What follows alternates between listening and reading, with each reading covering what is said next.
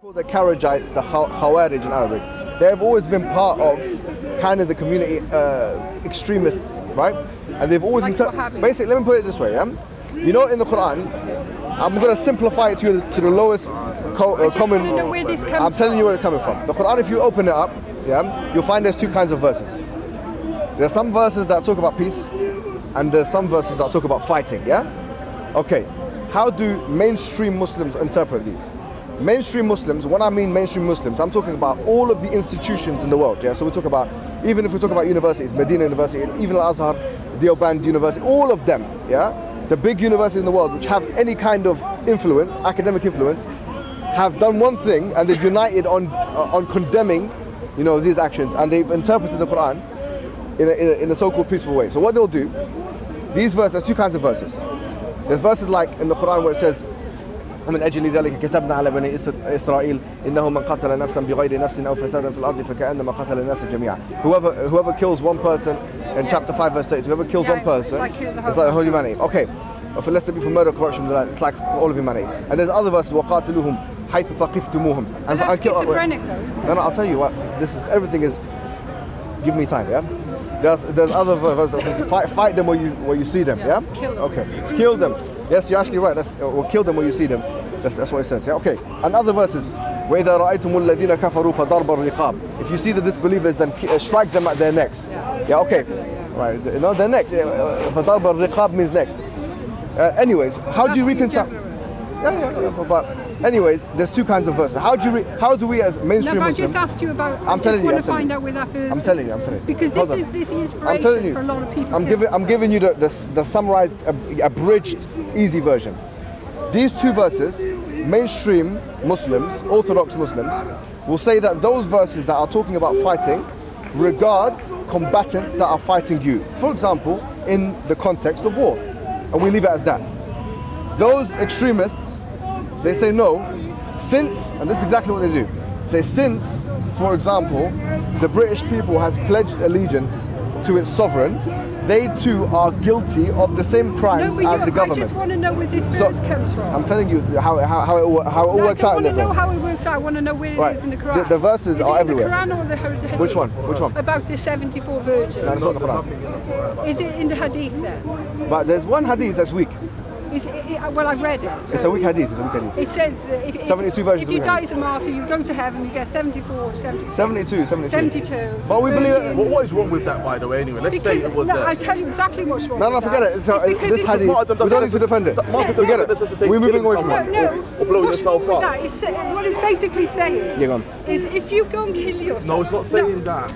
Martyrdom doesn't necessitate fighting or dying. Let me tell you. No, someone who dies in a fire, or a mother who dies in childbirth is a martyr. Someone who dies if someone goes on a path and does charity and does good deeds and dies in that act, that is what martyrdom is. It doesn't necessitate fighting or killing. By the way, like, you know, in the Quran, there is mention of hurlain, yeah, which are basically the huris, or what do you call them? Exactly. Okay, so men. So where about in the Quran is that? Everywhere. In chapter 55, chapter 56 of the Quran. You know, but you can see how this is linked to martyrdom? It's not linked to martyrdom. It's a general thing. It's saying that in heaven, right? We believe in heaven, right? Yeah. Muslims believe in heaven and hell. Heaven for us is a place where you fulfill all of your, basically, put it this way. Can I just answer your, what's wrong with that about having the same? It's just in the middle of something. Anyways. Heaven is somewhere that is not harem. It's not somewhere where you go to have sex. Harem? What's a harem? A harem is somewhere where you have sex with virgins and they become a virgin every night. Who said it's not that? Who said it is that? Well, anyways, basically, put it this way. This is a really bad interpretation of heaven. I was going to say, Allah says, لَهُمْ مَا يَشَاءُونَ فِيهَا. I don't understand Arabic. They will have whatever they want in there. The whole point... So do you think that people would want to go to heaven and have sex all the time? Let me say something, Lizzie. Can I tell you something, Lizzie? Why is it so despicable because that is something the devil would do. What? So then don't have sex once you're here? Don't have relationships while you're here? That is from the devil. I can't. If you're saying that having relationships only the devil would say that if you go to heaven it's a harem. Let me just tell you that. No one said that. No one said that according to Islam. Okay, basically, listen. That's your word. But you just said it. No. We're saying that generally, if you go to heaven, Muslims believe in the following. Yeah. Put it this way. You know, when I was doing economics one time, when I was doing A-level economics, yeah, they said there's something called a basic economic problem. A basic economic problem. What is it? is that human wants are infinite and resources are, or human wants are infinite and resources are finite. Yeah. Okay. Heaven, in a nutshell, is basically, we believe, human wants are infinite and resources are infinite. In other words, whatever you want, you will get in heaven, right? Now, we can't deny part of human nature. And just look at the pornography statistics, prostitution statistics. People, they get the fact that people actually get into relationships. No, let me just ask you one thing. People like where do you think having these things come from? What? Like pornography, drug abuse. I'm not saying that's a good thing, right? No, it comes from from a dark source. Okay, well, that's just subjective. All of a sudden, this dark source has said, okay, if you go blow people up, you're going to get all of do you believe? sex. Anybody that thinks that they're going to get sex in heaven is not sex. It doesn't say sex.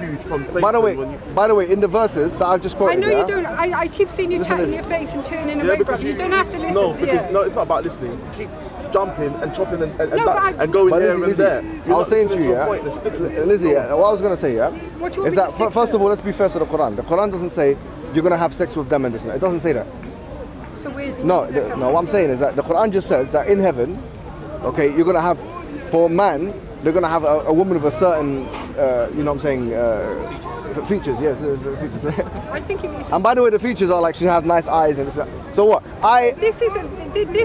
What's the problem? That is the problem. Why? That is the problem. Because why is that an issue? What do you mean, don't I like it? No, I don't like it. No, I didn't say you don't like it. I didn't ask that. No, but what I'm saying. I said, what's the problem? If you really want to bring like how do you say? Is that mortal desires. When you get to heaven, you give up mortal desires. It's going to be floating in the sky. No, but that's just an interpretation. We're not going to be having sex. Why not? With loads and loads of girls. I don't want to go to your heaven. Do you know what? I don't want to die. If this is really what you think about heaven, we've got nothing to say. Because heaven is pure. What you have in this world. Heaven is pure. Do you go on holidays? Do you go on holidays? If you want to go... If you want to go and have sex with 74 Jews, no one's saying 72. See, you keep coming back. Okay, forget about the 72. Because I've spoken to many Muslims about this. What does that got to do with us here? You keep projecting other experiences. You're projecting let's just say to her, Lizzie, into an immortal if you don't mind me telling you, what we're saying is just generally, okay, the Christian... I don't think we're going to want to have sex in heaven. Okay, well anyways, that's just a subjective... Look, heaven doesn't exist unless you have something to describe it, right? For us, it's the Quran. For you guys, it's the Bible, right? Unless you're able to prove that the Bible is truly from God, and I'm able to prove that the Quran is truly from God, there's no use talking about a metaphysical entity which basically doesn't exist otherwise. Do you get it? Why are we talking about something which is an imaginary world for an atheist? Do you get it? There's no need to talk about this.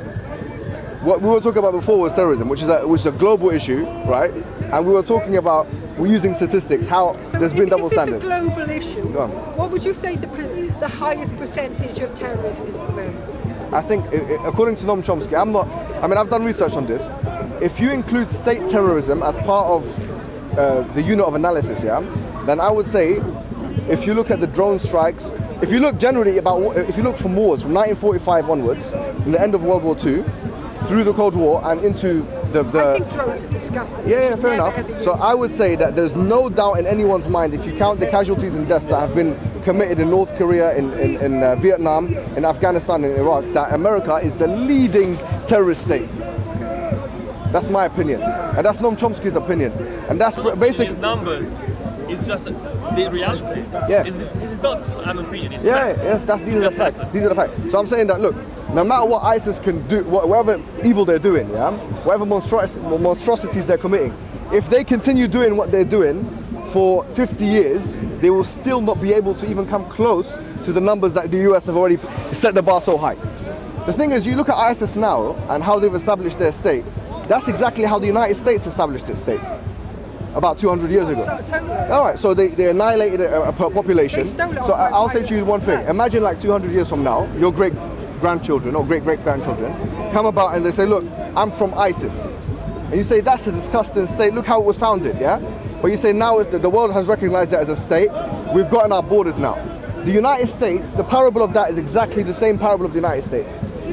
They have literally established a state through genocide, through going against their treaties with the natives, killing the people there, and then when they established it, now they believe in something called manifest destiny, which, by the way, in political terminology, if you look at the politics of the United States of America, you'll realize that no president, whether Democrat or Republican, can be elected unless they believe in manifest destiny. What is it? Manifest destiny is the idea of westward expansion, of the United States expanding westward until they basically take over the world. An imperialistic concept that no politician in the United States can get elected unless they believe it. So do you think there's ever... This is ISIS. Do you think but the only difference is they eat chips and Big Macs and they have Hollywood, and ISIS, they do it in a much more direct and graphic and gruesome and primitive way. ISIS put people on crucifixion and this and that. They kill people, I don't know, they stone them. These guys put them on electric chairs and torture them in a big complex in Cuba that no one knows what's going on behind it. Do you think there's ever going to be a point in our world when we can just live in harmony? No.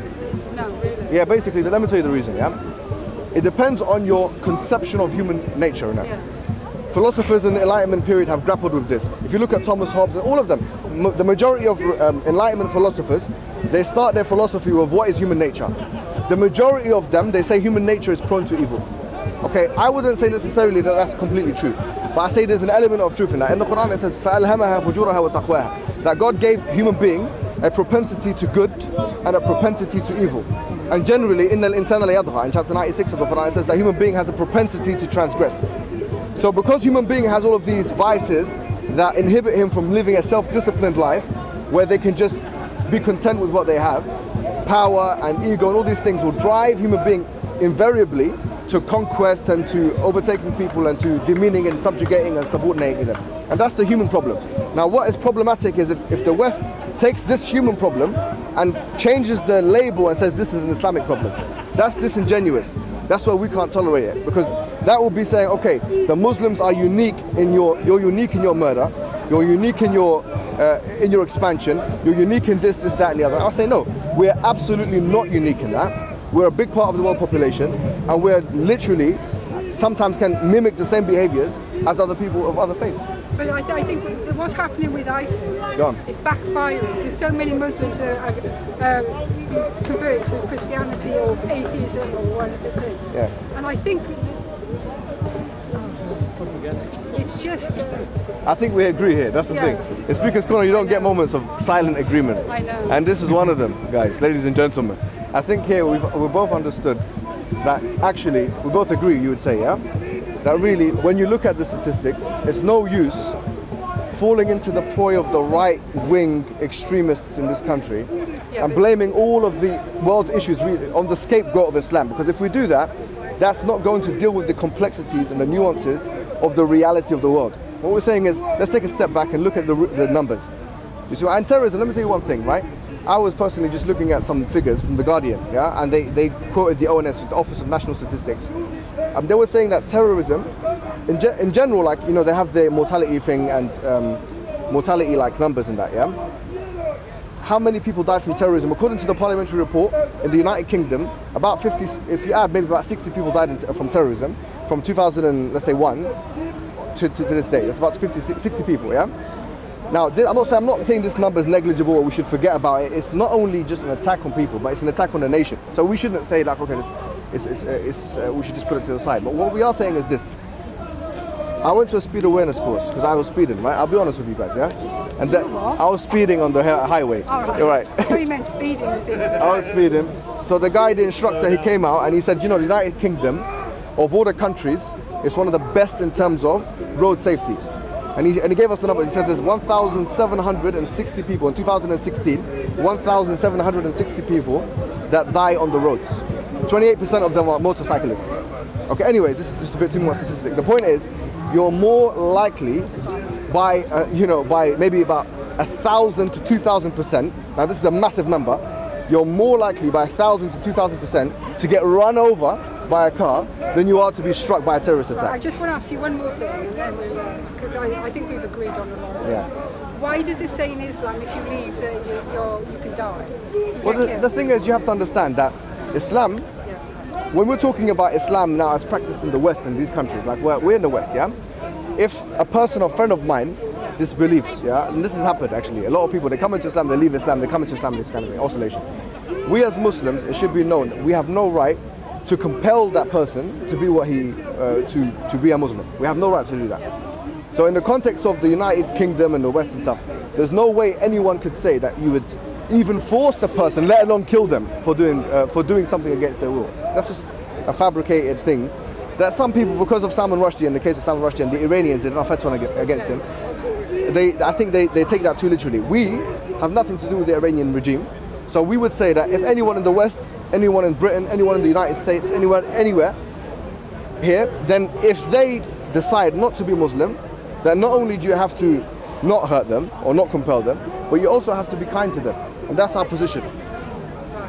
Because I've been doing a lot of studying about ex-Muslims converting either to atheism or Christianity, and they're just getting like so many people trying to attack them. But I agree with you, but you know what? Let me tell you something. And right? you know, can I just say? Yeah, of course. Like there might be a lot of Muslims that are having doubts. Yeah. Because I've read the Quran, and to me, it just the way Prophet Muhammad has these revelations when he, like with Aisha, with Zayd, and his adopted son's wife, all of a sudden he has a revelation that he changes this, and it just, to me, it looks a little bit suspicious, and that's why I didn't become a Muslim. But I feel that for somebody born in a Muslim family, the fear of actually thinking, I don't want any more of this, and I want to leave. Just because they grow up in Muslim is a very community-based religion, and I think it's just I feel for those people. Let me tell you something, I right? feel for them. Going back to Noam Chomsky, yeah? Who's Norman Chomsky? Noam. He's a very famous academic that's a liberal kind of guy. I thought you were having a thing about Trump. No. He's a well-known linguist, professor of linguistics, yeah? He quoted one of his books. I can't remember which book for now, but he said that, and by the way, before I quote him, I'll be clear that I personally, and Muslims generally, don't see liberalism or democracy or let's say anything as an ultimate truth of any kind. There are if you put it into a Venn diagram, there are similarities on a practical level between Islam and these ideologies, but we don't see that this is an objective truth in any capacity, right? We believe only Islam is an objective, full truth. Okay? Having said that, we're saying here, since we're playing by the rules of liberalism and we're in a liberal type country, yeah, and most people who would identify themselves as liberal, maybe not with a big L, obviously I'm talking about with a small L. Now what I'm saying here is, he said, going to his quote, that if you don't believe in freedom of speech for the people you despise the most, then you don't believe in freedom of speech at all. Yeah. Okay, now what I'm saying, if this is the premise that we're working upon, then not only do we have to stand here in Speaker's Corner and talk about the fact, as liberals, right? And once again, I'm not a liberal, but as yourself and others, speak about the fact that, okay, what do you call them? That ex-Muslims have a hard time.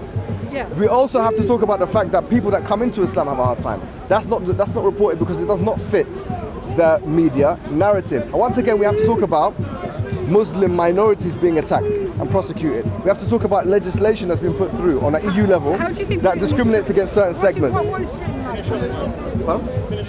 Finish off. Go ahead. Well, last question. Last question. I meant what you were saying, but yeah, carry on. Oh, that's what I was going to say. All right, go on.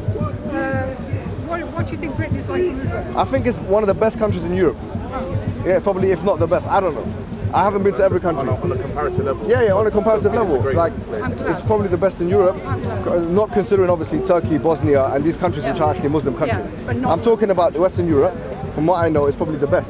Yeah, and what I'm saying is that because Britain is the most morally consistent on a liberal level country in the Western European hemisphere, it should continue being that way by disregarding and putting to the side this, I would say, this poison, this right-wing poison that's coming and you've got creeping in. right-wing in Islam, we've got right-wing in if you can have right-wing in Islam, we can have right-wing in Christianity. Yeah. I'm saying that. Do you have that right wing in Islam? We don't have right wing and left wing. Right. She means that more conservative Muslims and liberal Muslims. Right wing here are quite conservative as well. Yeah. You can have extremes in every faith. But you know what? I just want you to go, as this conversation we had today, I want you to take it back to brothers and sisters, because you've got light inside you. Thank you. And a lot of knowledge. Oh, well, thank you very much. Nice to talk to you. Hopefully we can both enlighten our communities. Definitely. Take care, yeah? See you later. Bye.